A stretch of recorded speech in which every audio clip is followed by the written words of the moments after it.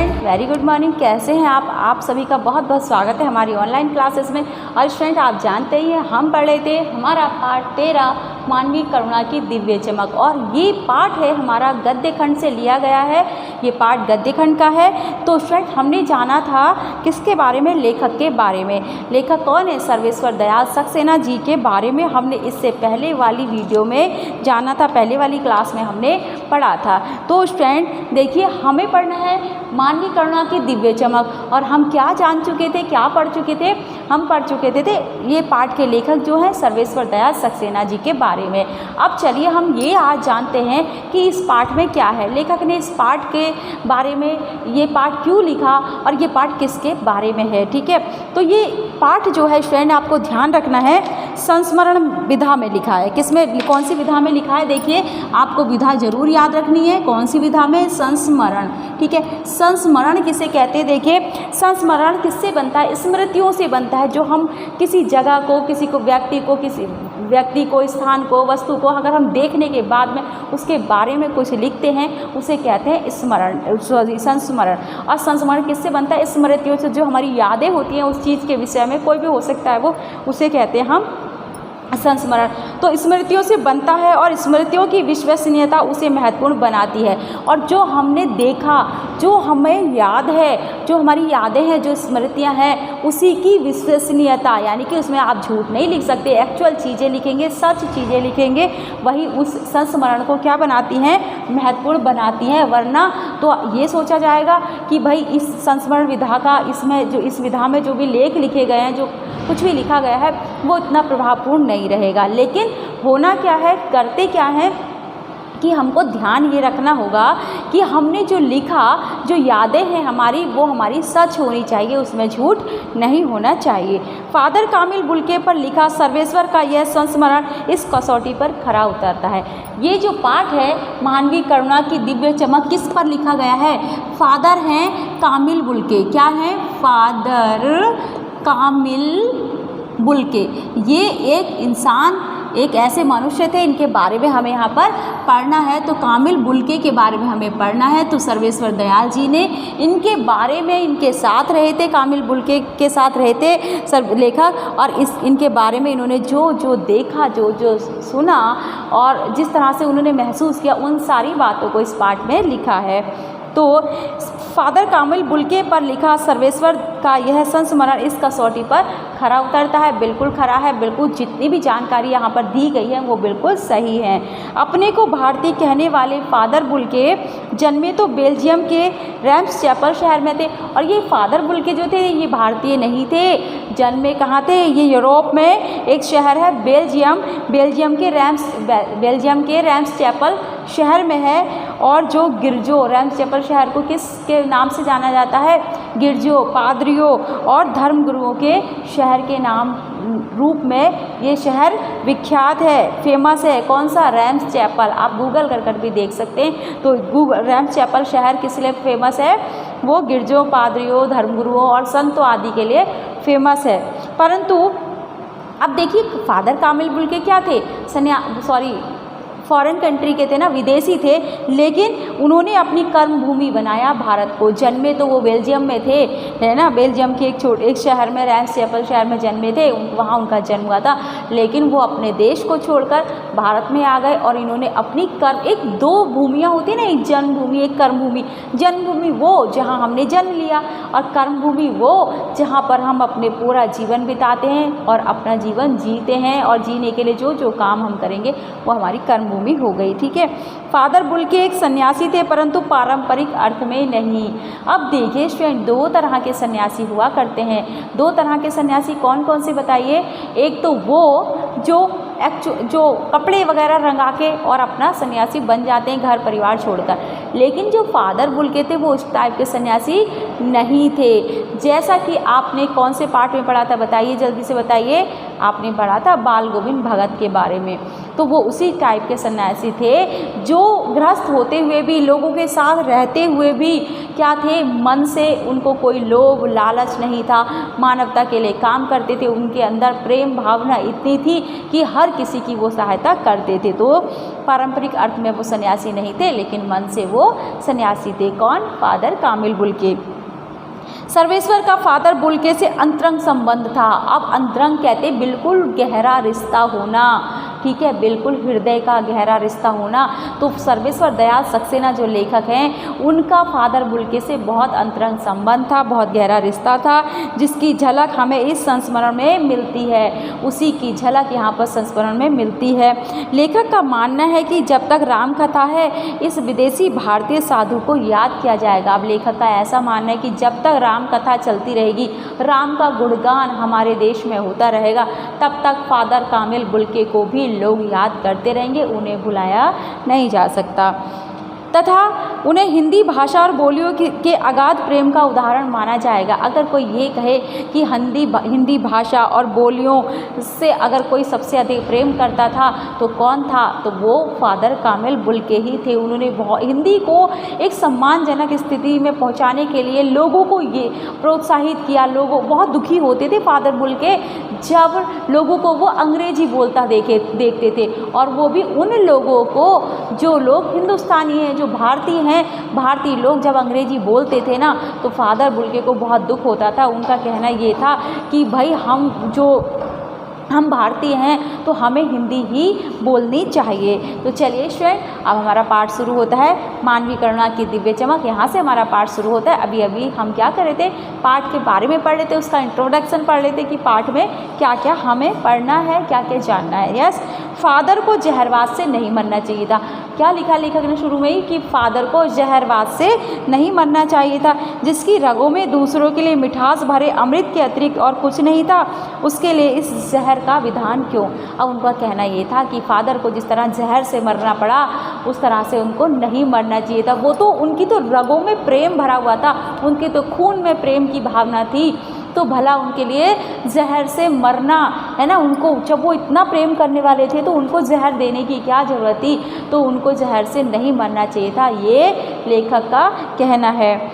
यह सवाल किस ईश्वर से पूछे, वो कहते हैं कि मैं ये सवाल किस ईश्वर से पूछूं। लेखक बहुत दुखी हैं क्योंकि उन्हीं के साथ रहा करते थे फादर कामिल बुल्के। किसके साथ? लेखक के साथ। तो लेखक कहते हैं कि भाई ये सवाल मैं किस ईश्वर से पूछूं, और वो बहुत व्यथित हैं, दुखी हैं कि फादर को इस तरह से मरना पड़ा जहरवाद से। तो इस वजह से वो ये कह रहे हैं कि मैं किससे पूछूं ये सवाल, लोग तो समझते नहीं हैं।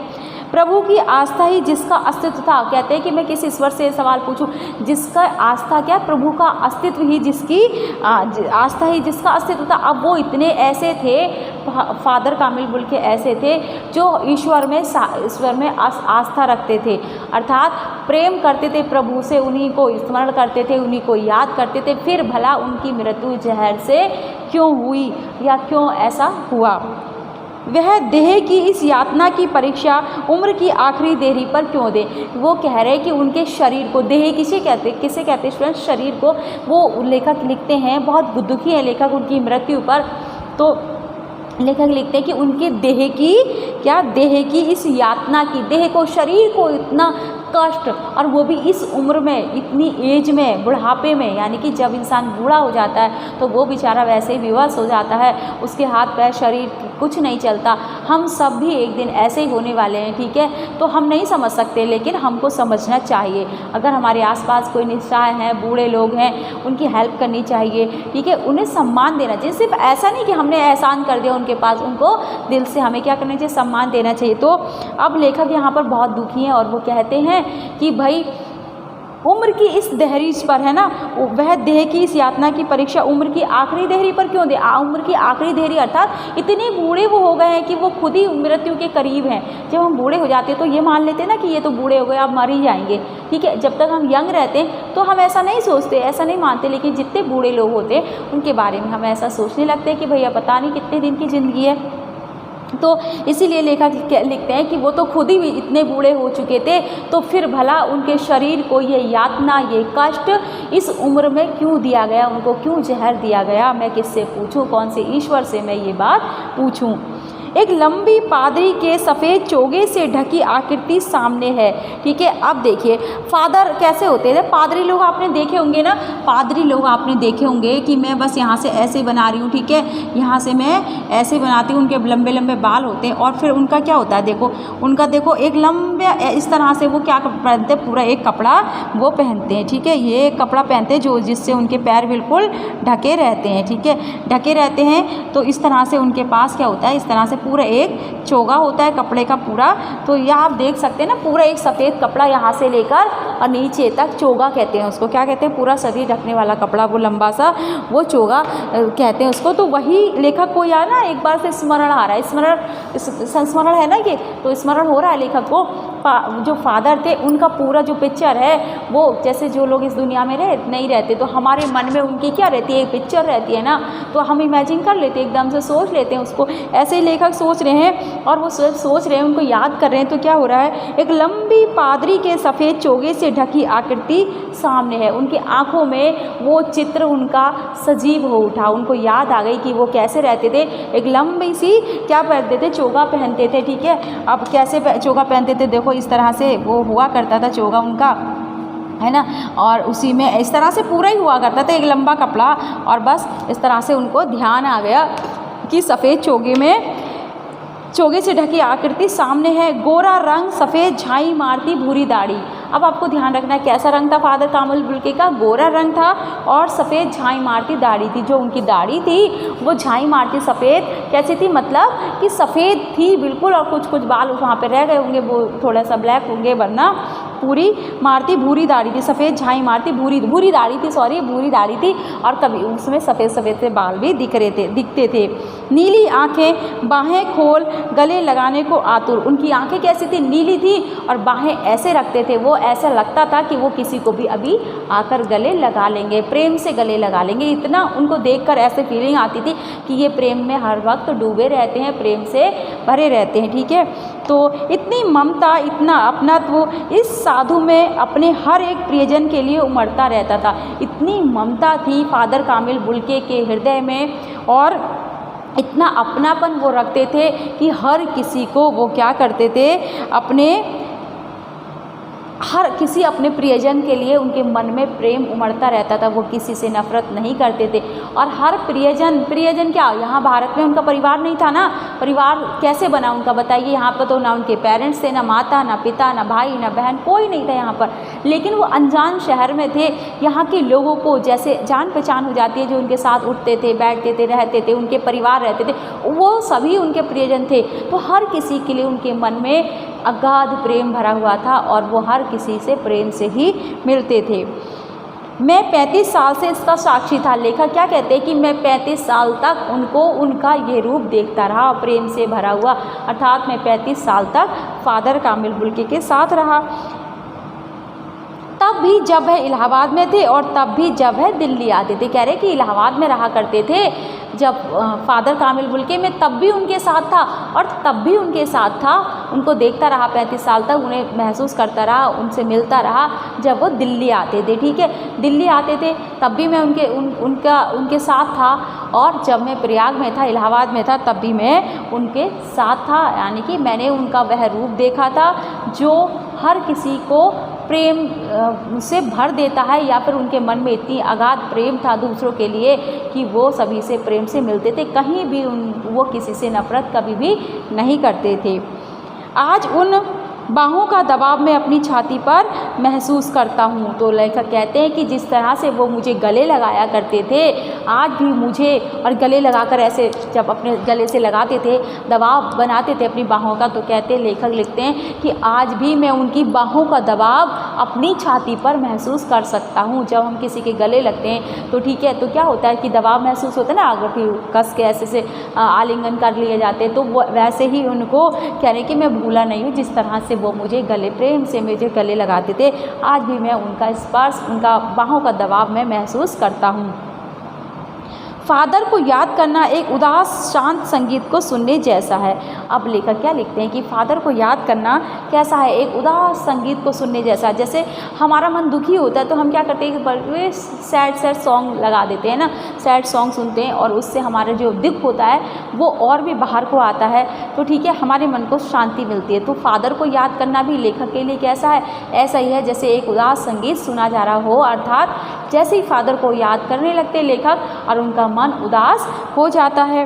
उनको देखना करुणा के निर्मल जल में स्नान करने जैसा था और फादर को देखकर ऐसा लगता है जैसे हमने करुणा के, दया के एक निर्मल जल में, साफ सुथरे जल में स्नान कर लिया हो। इस तरह की भावना उनको देखकर, उनको मिलकर लोगों को आती थी और लेखक इसके साक्षी थे। लेखक को भी ऐसा ही लगा था, इसलिए लेखक ने ये लिखा। और उनसे बात करना कर्म के संकल्प से भरना था और उनको देखना कैसे था, देखो उनको देखना करुणा के निर्मल जल में स्नान करने जैसा था। हमारे मन में उनको देखकर करुणा भर जाती थी और उनसे बात करके इतने प्रभावशाली तरीके से वो बात करते थे, उनके अंदर इतना प्रेम भरा हुआ था, इतने करुणा, इतने दिल से वो साफ़ सुथरे थे, सच्चे थे कि जब उनसे लोग बात करते थे ना तो लोगों को वो जिस तरह से बात करते थे, लोग अपने कर्तव्य पथ पर आगे बढ़ने के लिए, है ना, अपने कर्म के कर्म का संकल्प उनको याद आ जाता था। यानी कि हमारे क्या कर्तव्य हैं, हमें क्या करना चाहिए, वो कर्म संकल्प जो है उससे लोग क्या करते थे, कर्म संकल्प से भर जाते थे कि अर्थात जिस तरह से ये अपने फर्ज निभा रहे हैं, मानवता के प्रति कर्म कर रहे हैं, उसी तरह से हम भी कर्म करें। तो इस तरह से वो कर्म के बंधन में कर्म के संकल्प से लोग भर जाया करते थे जब उनसे बातें किया करते थे। मुझे परिमल के वे दिन याद आते हैं। अब परिमल क्या है स्वयं? परिमल एक संस्था है जो हिंदी साहित्यकारों के द्वारा, जैसे देखो हिंदी के आपने बहुत सारे लेखकों के बारे में आप पढ़ते हो, सुमित्रा नंदन पंत, सूर्यकांत त्रिपाठी निराला, हरिऔध जी, और जिस तरह से और भी पढ़ते हो मधु कांकरिया, राम वृक्ष बेनीपुरी, ऐसे पढ़ते हैं ना आप बहुत सारे लेखकों के बारे में।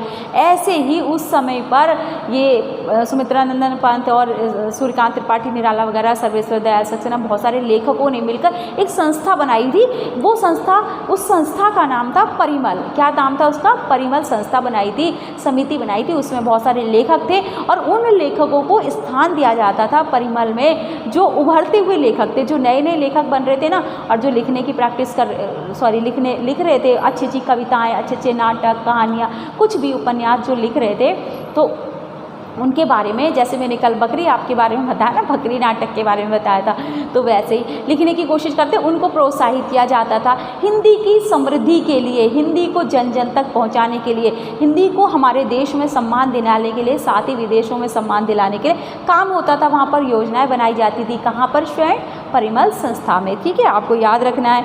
फिर देखिए तो लेखक लिखते हैं कि मुझे याद आते हैं, मुझे परिमल के वे दिन याद हैं। लेखक लिखते हैं मुझे परिमल के वो दिन याद है जब वो संस्था में हम सब लोग काम करते थे, रहा करते थे, जब हम सब एक पारिवारिक रिश्ते में बंधे थे। तो परिमल जब संस्था बनी तो जितने भी उसमें परिमल संस्था में शामिल लोग थे वो सारे एक परिवार की तरह रहते थे, पारिवारिक रिश्ते में वो बंधे हुए थे। जिस तरह से परिवार में प्रेम होता है उसी तरह से बड़े छोटे का भाव होता है, सबको उनका अधिकार मिलता है, बड़ों को बड़े जैसा सम्मान और छोटों को छोटा जैसा अधिकार। तो वो सारे इसी तरह से रहते थे।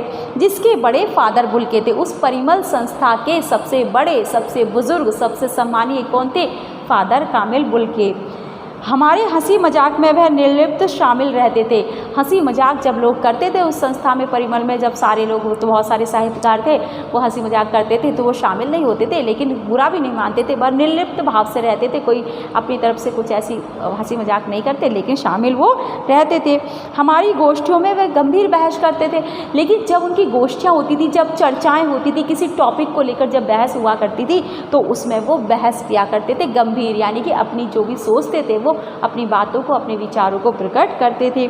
हमारी रचनाओं पर बेबाक राय और सुझाव देते और हमारे घरों के किसी भी उत्सव और संस्कार में बड़े भाई और पुरोहित जैसे खड़े हो हमें अपने आशीषों से भर देते। क्या करते थे कि जब भी हम रचनाएं लिखा करते थे, परिमल में जितने भी लेखक शामिल थे वो अपनी रचनाएं लिखते, तो वो उनकी रचनाएं पढ़ते फादर कामिल बुल्के और उनको बेबाक राय देते थे कि भाई तुम्हें अच्छा लगे बुरा लगे, जो सही होती है, जैसा उनको लगता था वैसी राय वो दिया करते थे। और इसके अलावा देखो और क्या करते थे, अगर किसी साहित्यकार के जो भी लेखक परिमल संस्था में जो लोग शामिल थे, उनके घर में अगर कोई उत्सव होता या कोई संस्कार होता तो वो बड़े भाई की तरह और पुरोहित की तरह, बड़े किसी के घर में बड़े भाई बनकर, किसी के घर में पुरोहित के समान बनकर इस तरह से वो खड़े हो जाते और आशीषों से हमें भर देते। अर्थात इतने आशीष दिया करते थे, इतने आशीर्वाद दिया करते थे कि लोग क्या करते थे, बहुत खुश हुआ करते थे। क्योंकि कैसे देते थे बताइए वो, क्योंकि फादर बुल्के क्या थे, फादर बुल्के तो भाई कैसे थे बताइए, खुद में उनमें इतना प्रेम भरा हुआ था, तो वो इतने आशीष दिया करते थे, इतने लोगों को इतना आशीर्वाद दिया करते थे कि लोग धन्य हो जाया करते थे। मुझे अपना बच्चा और फादर का उसके मुख में पहली बार अन्न डालना याद आता है। तो देखिए, आपने देखा होगा, जब मैंने कई बार आपको बताया भी है कि पहले क्या होते थे, हर स्टेज पर जब बच्चा जन्म लेता है तो उसको क्या करते हैं, दुनिया में लाने के लिए उसको एक पहचान दी जाती है। तो उसका क्या होता है, नामकरण संस्कार होता है। ऐसे जब बच्चा 6 महीने का हो जाता है तो फिर उसका क्या होता है, अन्नप्राशन संस्कार होता है। फिर ऐसे ही एक यज्ञोपवीत संस्कार, बहुत सारे जब विद्या प्राप्त करने के लिए बच्चा जाता था तब बहुत सारे संस्कार होते थे। कहने का मतलब ये है, हर एज में, हर उम्र में बच्चों के पहले संस्कार हुआ करते थे, उसको एक सामाजिक प्राणी बनाने के लिए, उसको संस्कारवान बनाने के लिए। तो ऐसे ही एक संस्कार होता है क्या कि जब कह रहे हैं कि लेखक ने लिखा कि जब क्या हुआ था, मुझे अपना बच्चा और फादर का उसके मुख में पहली बार अन्न डालना याद आता है कि जब मेरा बच्चा था, छोटा था, और जब उसका अन्नप्राशन संस्कार हुआ, पहली बार उसके मुंह में अन्न डाला गया। तो स्टूडेंट देखिए, अब लोग इन चीज़ों को नहीं मानते, जो पहले बहुत माना करते थे, पहले बहुत कुछ चीज़ें ये हुआ करती थी, अब लोग नहीं मानते। क्योंकि बताऊँगी मैं अन्नप्राशन संस्कार के बारे में भी आपको, ठीक है। तो फिर क्या होता था, जब उन्होंने पहली बार उनके बेटे के मुंह में अन्न डाला था, तो कह रहे हैं कि मुझे वो दिन भी ऐसे याद है कि मैं कभी नहीं भूल सकता। ऐसा लगता है कि अभी वो सब कुछ हुआ हो। नीली आंखों की चमक में तैरता वात्सल्य भी जैसे किसी ऊंचाई पर देवदारू की छाया में खड़े हो, ठीक है। और कह रहे, लिखा लेखक ने कि उनकी नीली आंखों में इतना वात्सल्य था। वात्सल्य किसे कहते हैं, अपने बच्चों के लिए जो माता पिता के मन में प्रेम होता है ना, उनकी आंखों से जो झलकता है उसे कहते हैं वात्सल्य। तो लेखक ने लिखा कि मेरे बच्चे को जब वो अन्न खिला रहे थे, उनके मन में, उनकी आंखों में इतना प्रेम भरा हुआ था, ऐसा ही जैसे सगे माँ बाप का प्रेम अपने बच्चों के लिए होता है। तो इतना वात्सल्य उनके आंखों में दिख रहा था।